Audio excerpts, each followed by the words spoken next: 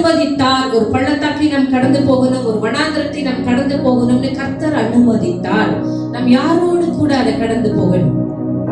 கர்த்தரோடு கூட தான் கடந்து போகணும். ஹல்லேலூயா.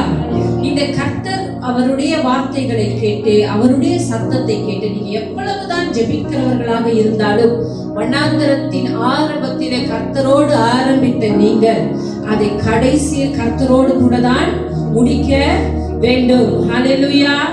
இப்படி இடையில இந்த வனாந்தரத்துல போய் கொண்டிருக்கும் போது சில நேரங்களில் நம்ம தடுமாறுவோம், சில நேரங்கள்ல மனிதர்கள் நம்மை கைவிடுவார்கள், சில நேரங்கள்ல நமக்கு எதிர்ப்பாய் பேசுவாங்க, சில நேரங்கள்ல சூழ்நிலைகள் மாறிவிடும். அந்த நேரத்துல நம்முடைய கண்கள் கர்த்தரை விட்டு விலகுமானால் நம்முடைய வாழ்க்கையில என்ன நடக்கும்? இந்த வலு சர்ப்பத்தின் ஆவியினுடைய சத்தங்கள் கேட்கும்படிக்கு நம்முடைய காதுல கேட்க வரும். ஒரு கிறிஸ்துவ மனிதன் பள்ளத்தாக்கிலேயோ வனாந்திரத்திலே நடந்து போகும்போது அதிகமாய் கேட்கும். அந்த நேரத்துல நீங்க யாரை பற்றி கொள்ள வேண்டும்? கர்த்தராகிய இயேசு கிறிஸ்துவினுடைய சத்தத்தை மாத்திரம் பற்றி கொள்ள வேண்டும். இந்த வனாந்திரத்தை கடந்து போவது கடினம். எத்தனை பேர் ஒத்துக்கிறீங்க?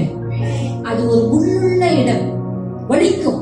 எந்த இடத்துல பட்டாலும் வலிக்கும். தண்ணீர் இல்லாத இடம் வனாந்தரம், ஒரு வறட்சியான இடம், சூடு தாங்க முடியாத வெப்பம், அவ்வளவு சூடா இருக்கும். ஆனாலும் வனாந்தரத்திலே நாட்டப்பட்ட கேதுருவுக்கு கர்த்தரே நீர் பாய்ச்சுகிறார். ஹல்லேலூயா. இப்படி இருக்கும்போது நீங்க ஆண்டவருடைய சத்தத்தை மாத்திரம் கேட்கிறவர்களா இருக்க வேண்டும்.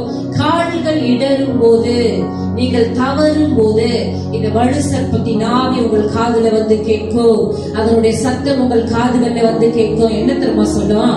நீ ரொம்ப கஷ்டப்படுற, அப்படி நீ ரொம்ப கஷ்டப்படுற, மத்தவங்களை வச்சு பார்க்கும் போது உன் வாழ்க்கை ரொம்ப அழுக்கா இருக்கு, அசிங்கமா இருக்கு.